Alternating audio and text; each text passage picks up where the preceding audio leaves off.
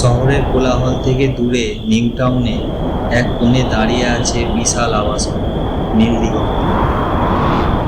বহুতল এই ভবনের ১৩ তলার ১৩০৪ নম্বর ফ্ল্যাটটা গত ৫ বছর ধরে তালাবন্ধ। সোসাইটির সেক্রেটারি থেকে শুরু করে দারোয়ান সবাই এই ফ্ল্যাট নিয়ে কথা বলতে ভয় পায়। লোকমুখে শোনা যায় ওই ফ্ল্যাটের ভেতরে এমন কিছু আছে যা জীবিত মানুষের সহ্য করার ক্ষমতার বাইরে। অর্কর এসবে বিশ্বাস নেই। সে পেশায় একজন ফ্রিল্যান্সার এবং খ্যাপাটে স্বভাবের লেখক। সস্তায় এত বড় ফ্ল্যাট পেয়ে সে আর লোভ সামলাতে পারল না। সোসাইটির বারণ করা সত্ত্বেও মোটা অঙ্কের অ্যাডভান্স দিয়ে সে ১৩ নম্বর ফ্ল্যাটের চাবিটা নিজের পকেটে পুরল। সেদিন ছিল অমাবস্যা রাত। যখন অর্ক চাবি দিয়ে ঘরের লকটা খুলল, একটা অদ্ভুত ঠান্ডা বাতাস তার মুখ ছুঁয়ে গেল।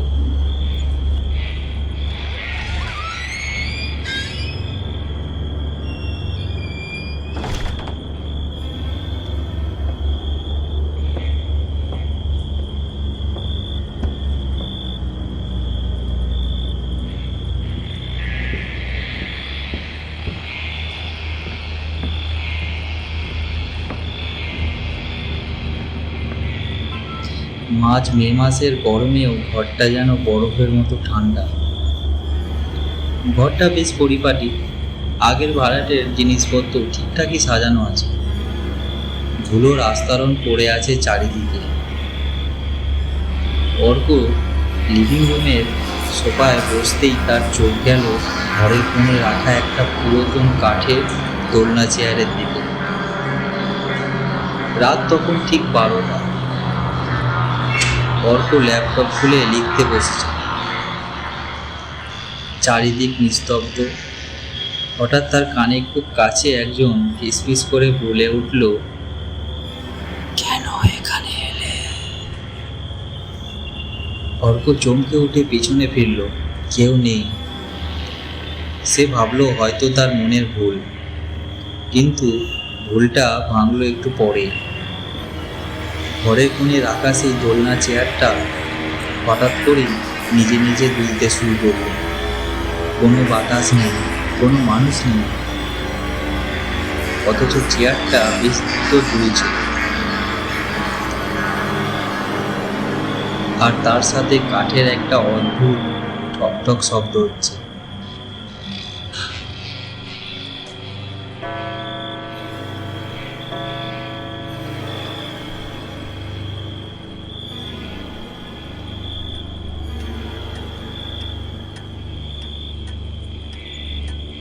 রাত ২টো।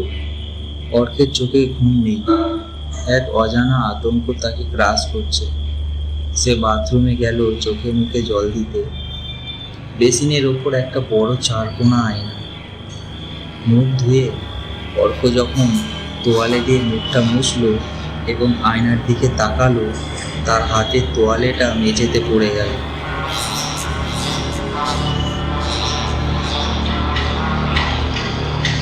আয়নার অর্কর নিজের প্রতিবিম্ব নেই। তার জায়গায় দাঁড়িয়ে আছে একটা অন্য মানুষ। একটা মেয়ে, তার চুলগুলো মুখের ওপর ছড়ানো, পরনে একটা পুরনো শাড়ি। মেয়েটার চোখের মণি দুটো সম্পূর্ণ সাদা, আর ঠোঁটের কোণে একটা চওড়া পৈশাচিক হাসি। মেয়েটা আয়নার ওপার থেকে নিজের হাতটা বাড়িয়ে অর্কর গলার দিকে এগিয়ে আসছে। অর্ক চিৎকার করে বাথরুম থেকে বেরিয়ে এলো। সে আর এক মুহূর্ত এই ফ্ল্যাটে থাকবে না।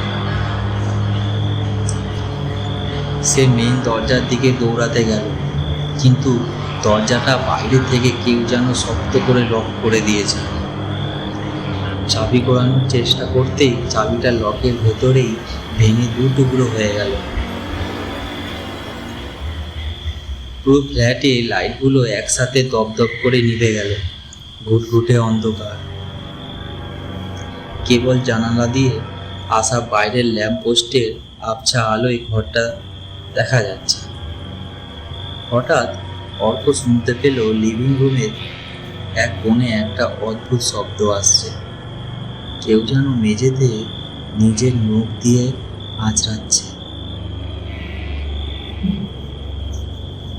অর্ক তার মোবাইলের ফ্ল্যাশটা অন করলো। আলোটা যেখানে পড়লো সেখানে দেখে অর্ক শিরদাঁড়া দিয়ে ঠান্ডা স্রোত বয়ে গেল। সেই দোলনা চেয়ারটার উপর কেউ বসে নেই, কিন্তু ঘরের সিলিং বা ছাদ থেকে উল্টো হয়ে ঝুলে আছে সেই বাথরুমের আয়নায় দেখা মেয়েটা।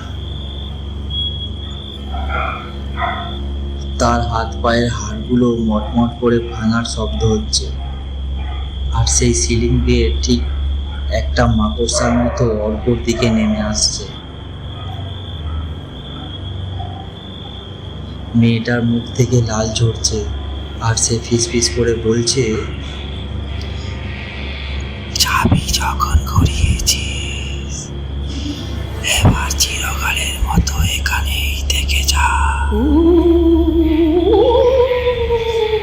পরের দিন সকালে সোসাইটির দারোয়ান যখন পুলিশ নিয়ে 1304 নম্বর ফ্ল্যাটের দরজা ভেঙে ভেতরে ঢুকলো, তারা দেখলো ঘরটা একদম ফাঁকা।